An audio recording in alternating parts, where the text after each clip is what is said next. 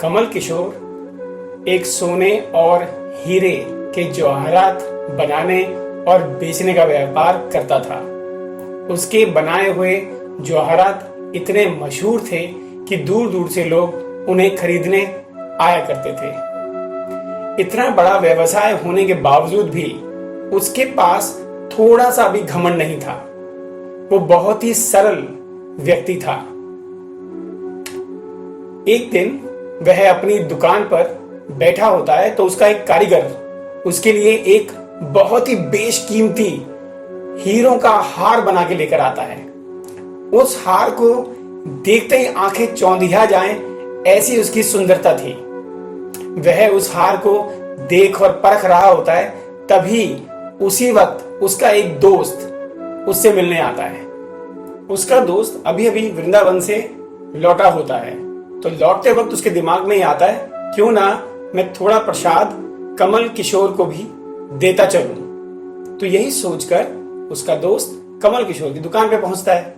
उस वक्त कमल किशोर उस हार का निरीक्षण कर रहा होता है, हर तरह से परख रहा होता है। तो अचानक से अपने दोस्त को देख के उसके आंखों में चमक आ जाती है और वो कहता है, अरे आ गए, कैसा रहा, अच्छे से दर्शन हुए?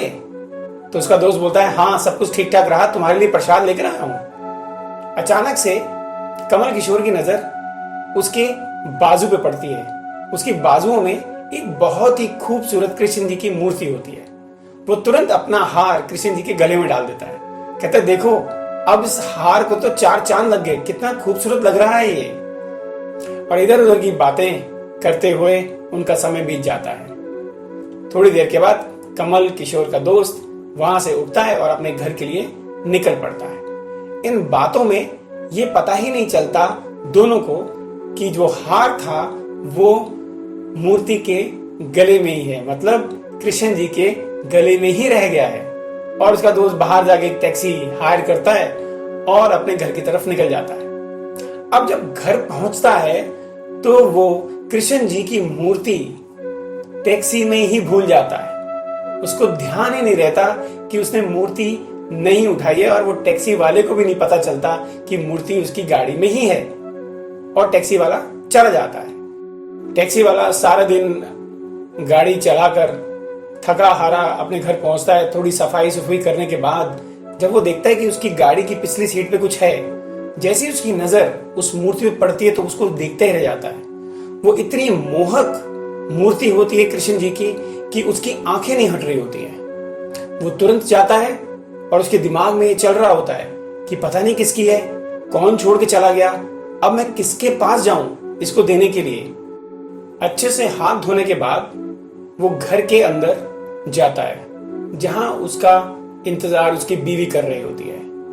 उसकी बीवी जैसे ही उसके हाथ में रखी हुई कृष्ण जी की मूर्ति को देखती है तो वो आत्मविभोर हो जाती है। उसकी आंखों से आंसू निकलने लग जाते हैं। पता नहीं उसको क्या होता है, और वह इंसान भी ये सोच के हैरान होता है कि मेरी बीवी को क्या हो गया, ये इस तरह से क्यों रोने लग गई है, इसकी आंखों से आंसू क्यों निकल रहे हैं। और वो दौड़ती है और अपने पति के हाथ से भगवान की मूर्ति अपने हाथ में ले लेती है और उससे बातें करने लगती है।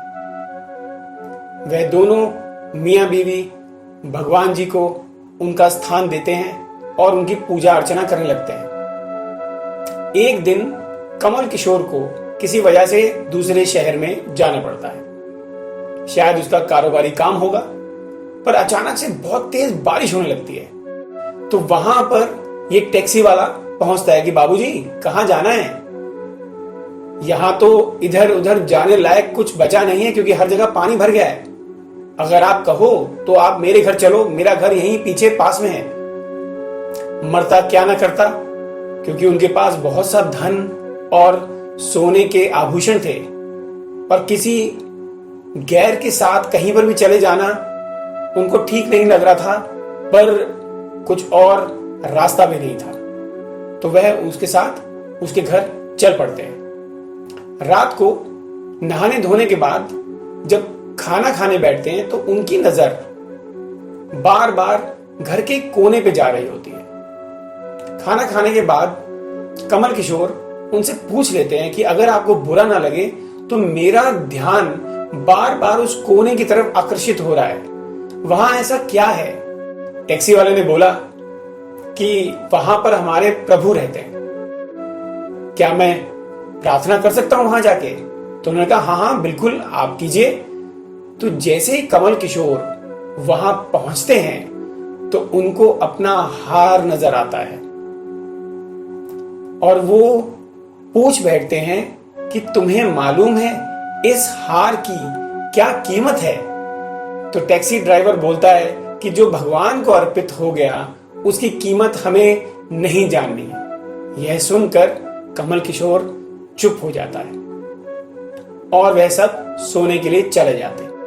सुबह जब कमल किशोर जाने की तैयारी करता है और अपना बस्ता उठाता है तो उसका अपना बैग बहुत भारी महसूस होता है। वह उसको खोल के देखता है और खोल के देखता है तो उसकी आंखें खुली की खुली रह जाती हैं। उसमें उतना पैसा पड़ा होता है जितने का वो हार होता है। तो संतों, कुछ समझ में आया? कई बार हम भले का काम करते हैं पर हम दुनिया को बता देते हैं तो उसको भलाई नहीं कहते। भलाई वो जब आपके सीधे हाथ ने जो किया हो वो उल्टे हाथ को ना पता चले, उसी को भलाई कहते हैं। किसी ने सही कहा है, नेकी कर कुएं में डाल। तो जैसा कि मैं हमेशा बोलता हूं कि जो भी आप करते हैं, जैसा भी आप करते हैं, लौट के आपके पास आएगा ही। अब आप मानो या ना मानो पर होगा यही। तो अगर आपको ये कहानी पसंद आई हो तो लाइक कीजिए, शेयर कीजिए, सब्सक्राइब कीजिए। धन्यवाद। आपका दिन शुभ रहे।